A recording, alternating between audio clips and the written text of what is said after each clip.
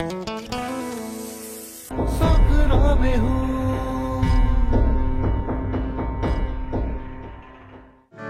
এটা সপোন লৈ ইয়ালৈ পঢ়িবলৈ আহিছোঁ। সেই সপোনটো বাস্তৱ হ'লেহে মোৰ জীৱনটো সাৰ্থক হ'ব। আৰে মই বুজি পাইছো, বাট আৰু 1 ঘণ্টা? নাই নাই, মই এনে ৰৈ থাকিবলৈ বৰ বেয়া পাওঁ।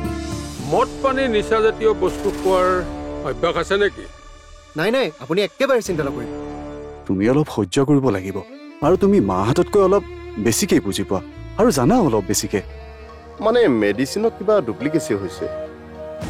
মই কৰা ছাপ্লাইটো কোনো ধৰণৰ ডুপ্লিকেচি হোৱা নাই।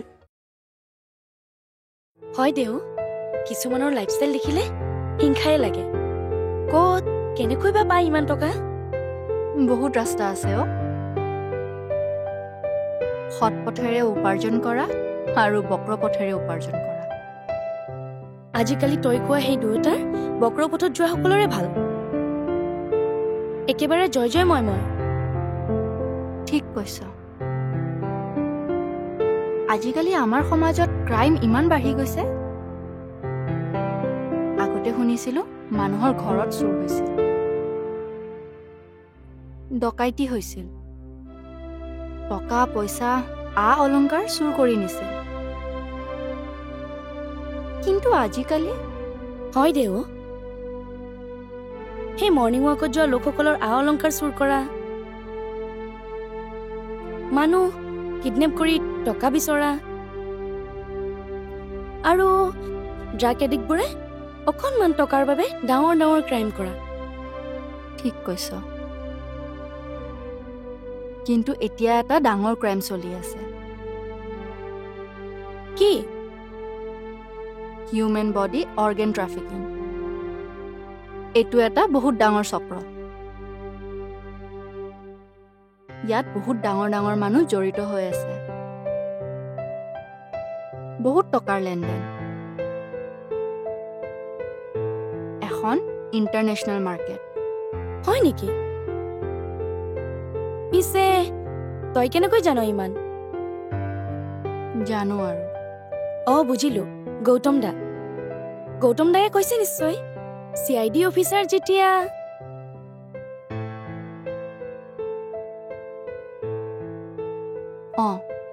গৌতমে কৈছে। সিও তেনেকুৱা এটা চিৰিয়াছ মেটাৰত ইনভেষ্টিগেট কৰি আছে।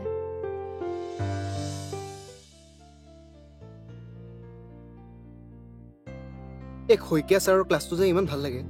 ছাৰে ইমান ধুনীয়া বুজায়। কনচেপ্ট বুজিছ? কনচেপ্ট ছাৰে ছাবজেক্টটোত কনচেপ্ট ক্লিয়াৰ। খাই পাগুলিয়াই গোটেইটো হজম কৰি থৈছে। তাতে আকৌ ছাৰে নোটবুকখনো নুলিয়ায়।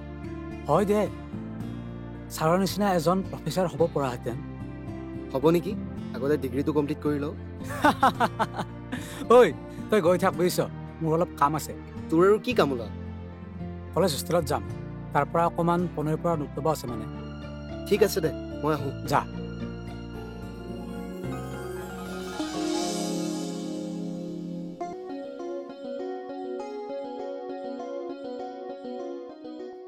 হাই। আহিলা? জাহ্নৱী, কি খবৰ তোমাৰ? ভাল ভাল গৌতম দা, তোমাৰ কোৱা? মোৰো ভাল। কি খাবা? অৰ্ডাৰ কৰা। নালাগে নেকি? ধেই, কি নালাগে, অৰ্ডাৰ কৰা। মানসী, তয়ে অৰ্ডাৰ কৰ। তই যি খাবি ময়ো তাকে খাম। অলপ হেভিয়ে অৰ্ডাৰ কৰোঁ নেকি? ভোকো লাগিছে। কৰা। এটা চিকেন ফ্ৰাইড ৰাইচ আৰু এটা স্প্ৰিং ৰোল অৰ্ডাৰ কৰোঁ নে কি কওঁ? হ'ব দে। গৌতম দা, তুমি একো নোখোৱা নেকি?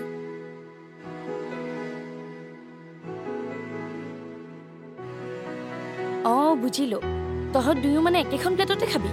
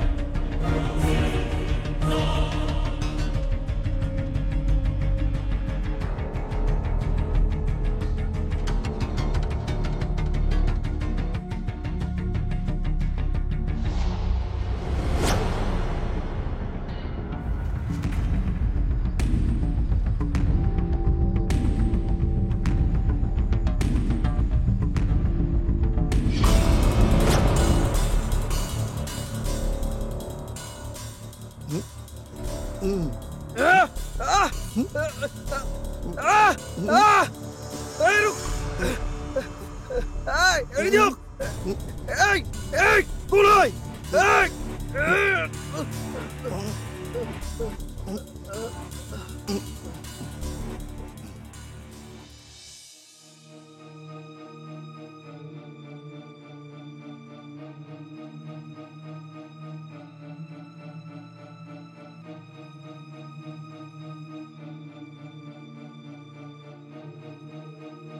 হে প্ৰভু সি কিবা ডাঙৰ বিপদত পৰা নাইতো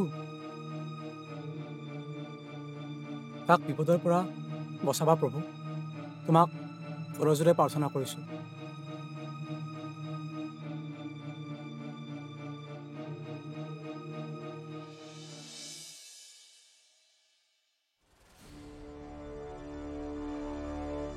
নয়ন সি কালি কেতিয়াৰ পৰা ৰুমত নাই বুলি ক'লে সন্ধিয়াৰ পৰা তাক দেখা নাই ৰাতিও নাহিল মোৰ বৰ ভয় লাগিছে দাদা ৰ'বা ৰ'বা ইমান ভয় খাবলৈ একো নাই মই আছো নহয় ইমান চিন্তা কৰিব নালাগে মহেশ দাদা কওক শুনিলি নহয় এওঁৰ লগৰজন কালিৰ পৰা ৰুমত নাই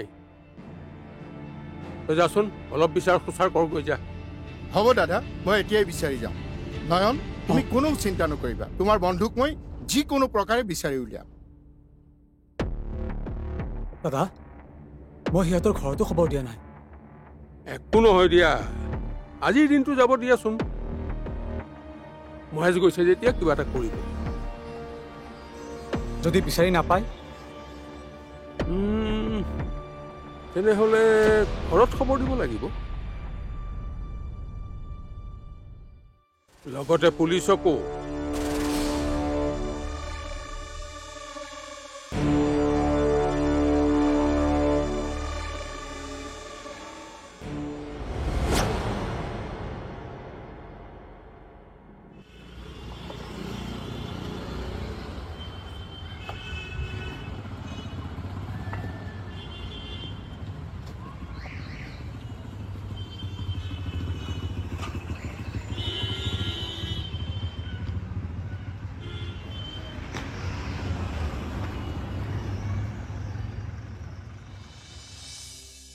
আমাৰ বলেন দোকানীৰ পুতেকটো যে অঁ সি বোলে চহৰৰ পৰা নাইকিয়া হৈ গ'ল হয় নেকি আজি 3 দিনেই হ'ল হয় নেকি কি বা হ'ল ঘৰৰ এটাই ল'ৰা পঢ়িবলৈ গৈ এনেকৈ নিৰুদ্দেশ হোৱাটো বৰ ডাঙৰ কথা হৈছে মই বলেন দাইটি ঘৰলৈ গৈছিলোঁ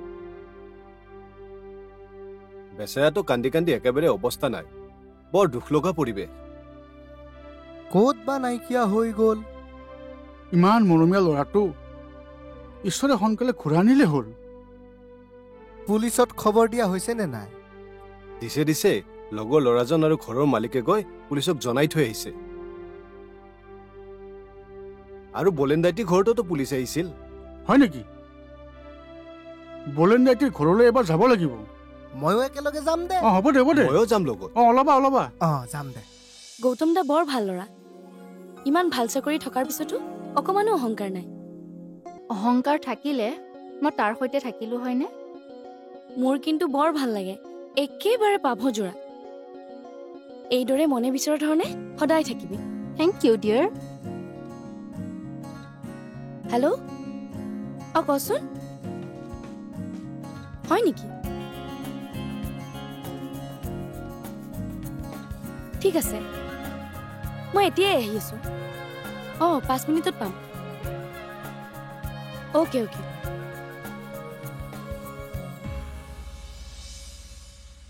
ঐ মই আহো ইমাৰ্জেঞ্চি কাম এটা ওলালে কি হ'ল এনিথিং চিৰিয়াছ নাই নাথিং চিৰিয়াছ তই একো টেনশ্যন নলবি তই এনেই টেনশ্যন লৈ থাক গৌতম দাও আহি পালে তহঁতে ব মই আহো কলৈ যোৱা তুমি কাম এটা ওলালে তহঁতে ব দেই মই আহো তাই ইমান দৌৰা দৌৰিকৈ ওলাই গ'ল যে এনি চিৰিয়াছ নাই একো চিৰিয়াছ নাই কিবা কাম ওলালে চাগৈ অ'কে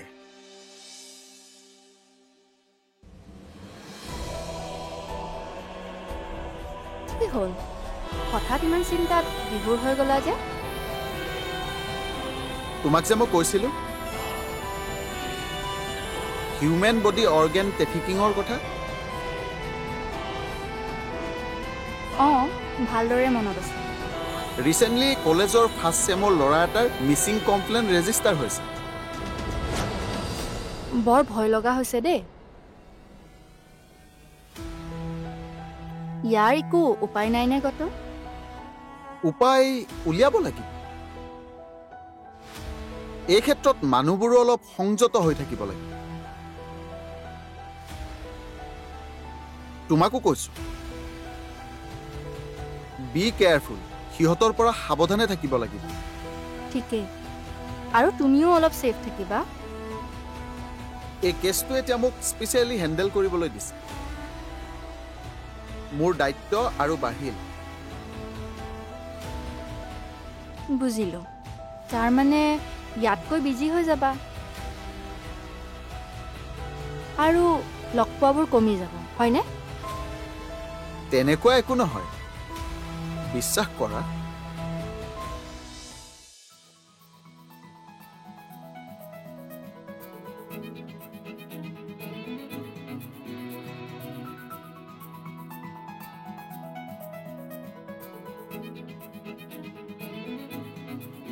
শুনিছা, আজি তোমালৈ এটা ছাৰপ্ৰাইজ আছে। তুমি কামৰ পৰা সোনকালে আহোঁতেই গম পাইছো কিবা যে কথা আছে। মানে ভাড়াঘৰ এটা ঠিক কৰি থৈ আহিলোঁ ৰ'বা। কিমানো আৰু এই ঘৰখনত অশান্তি কৰি থাকিবা। অঁ, এতিয়া মানে মইহে অশান্তি কৰিলোঁ।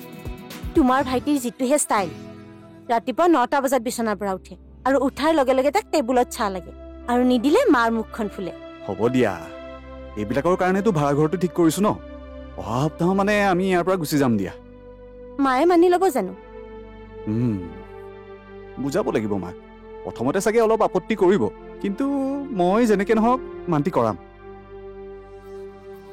সঁচা? সঁচা। তুমি চিৰিয়াছলি কোৱা মোক সঁচাকে ভাড়াঘৰত ৰাখিবা? হাৰিবা মা, মই শপত খাই কৈছো, মই ভাড়াঘৰ এটা চাই আহিছো আৰু মই অহা সপ্তাহত। তাৰমানে তই যোৱাৰ সিদ্ধান্ত লৈ ললি? অঁ মা, মোৰ উপায় নাই। তই তাইৰ লগত সুখী হ'ব পাৰিবি? সেইবোৰ সময় ক'ব মা। আজি 5 বছৰ হ'ল এটা সন্তান জন্ম দিব নোৱাৰিলে। ইয়াৰ পাছত যে ল'ৰা ছোৱালী হ'ব সেইটো নিশ্চয়তা নাই। মই তহঁতক আগতেও কৈছোঁ আৰু এতিয়াও কম, বংশ পৰিয়াল বুলি এটা কথা আছে, মনত ৰাখিবি। কিন্তু মা, সন্তান জন্ম দিব নোৱাৰিলেও তাই মোৰ পত্নী ন। মই ভাল পাই নিজ ইচ্ছামতে তাইক বিয়া পাতি আনিছো। মই সেইখিনি মৰ্যাদাটো দিব লাগিব ন তাইক। আৰু মই তোৰ কাৰণে একো নহয়। ভাইৰেওতো একো নহয়। ইমান দিনে যে সৰুৰ পৰা তোক কষ্ট কৰি ডাঙৰ দীঘল কৰিলো, তাৰ মূল্য এয়াই দিলি তই। কিন্তু মা, তাই তোমালোকৰ লগত থাকিব নিবিচাৰে, আৰু তুমিওতো নিবিচাৰা ন। আচলতে তাই তোমালোকৰ লগত একেবাৰে সুখী নহয়। তাই ভাড়াঘৰত থাকিব বিচাৰে, আৰু তাই ভাড়াঘৰত থাকিলে তোমালোকে বেয়া পাব লগা কি কাৰণ আছে? ভালহে পাব লাগে। এই ভাড়াঘৰত অকলে থাকিব নেকি? তইতো যাবি, মইহে অকলশৰীয়া হলো। আপুনি কি অকলশৰীয়া হ'ব মা? আপোনাৰ লগতে আপোনাৰ সৰু ল'ৰা থাকিবই।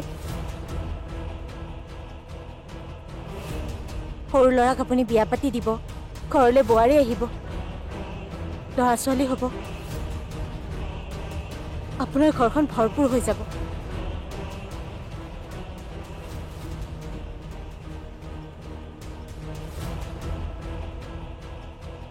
মইতো আপোনাক একোৱেই দিব নোৱাৰিলো। হ'ব দিয়া, আৰু ইমান কৈ থাকিব নালাগে। তুমি ভাড়াঘৰ এটাত থাকিব বিচাৰিছিলা, মই ভাড়াঘৰ এটা ঠিক কৰি দিলো, বাছ কথা সিমানেই। এতিয়া মাৰ লগত এনে তৰ্ক লাগি নাথাকিবা। অৱশেষত মানে তই মোৰ ল'ৰাক মোৰ পৰা কাঢ়ি নিলি। চাই থাক তোৰ গতি কি। উফ ৰাম, মই এনেকে তোমালোকৰ মাজত কেনেকে জীয়াই থাকিম কোৱাচোন? এফালে তুমি আৰু এফালে মা আৰু ভাইটি। মই তোমাকো এৰিব নোৱাৰো, ভাইটিহঁতকো এৰিব নোৱাৰো। মোৰ এনেকুৱা লাগে মানে মোৰ কেতিয়াবা এনে মোক মাৰি পেলোৱা তাৰপিছত নতুন এজনী বিয়া পাতি সুখত থাকিব পাৰিবা উফ ৰাম হে প্ৰভু এই সব মানে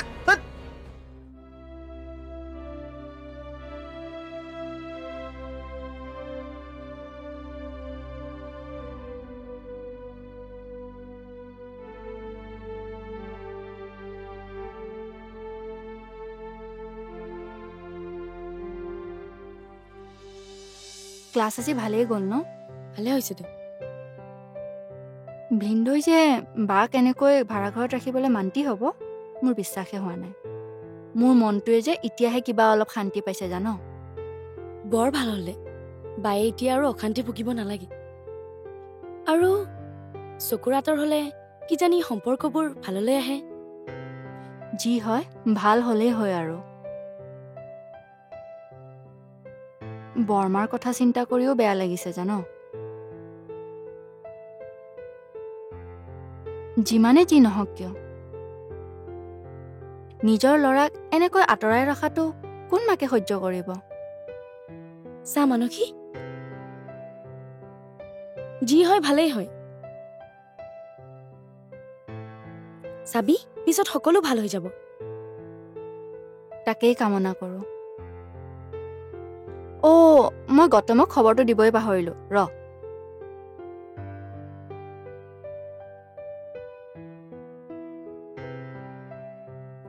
হেল্ল' গৌতম কোৱা ভাল খবৰ এটা দিবলৈ ফোন কৰিলোঁ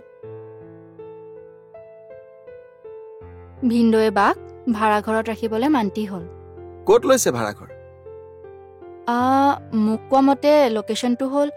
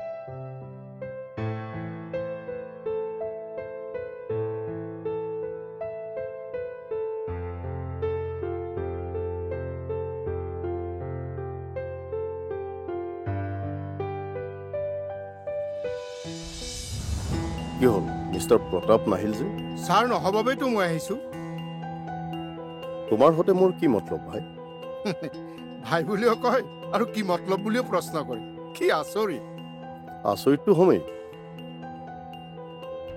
তেওঁৰ বাওঁ হাতৰ মোৰ কি প্ৰয়োজন মই তেওঁৰ বাওঁ হাত বুলি কোনে ক'লে আৰু এটা কথা শুনক মই বাওঁ হাত হ'লোৱেই যেনিবা বাওঁ হাতৰ কি একো কাম নাই থেংক গড বুজিলা যে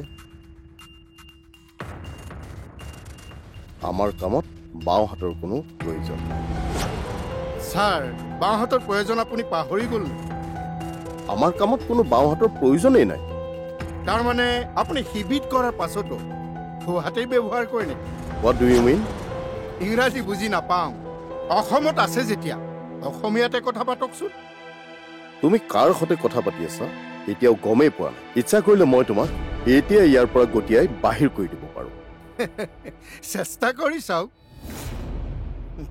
শুনক ডাক্তৰ চাহাব ইমান বাহাদুৰি মাৰা কথা মোক অন্তত নকব ইমান ৰিক্সত কামবোৰ কৰোঁ আৰু যেতিয়াই বিচাৰে বস্তু যোগান দিব কিন্তু পেমেণ্টটোৰ ক্ষেত্ৰত আপুনি সদায় নাটকবোৰ কিয় কৰে মিষ্টাৰ বৰুৱাই মানে মোক বেয়া পাই আছে তেওঁ নাহি মোক পঠিয়াইছে যেতিয়া আৰু কি কৰোঁ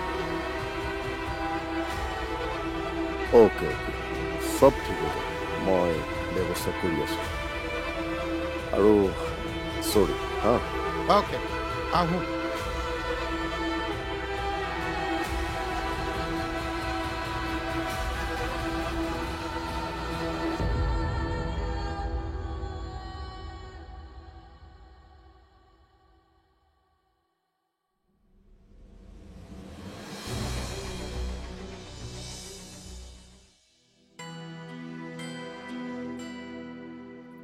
খুৰা ঘৰ ভাড়া হ'ব নেকি মই ঘৰ ভাড়ালৈ নিদিওঁৱেই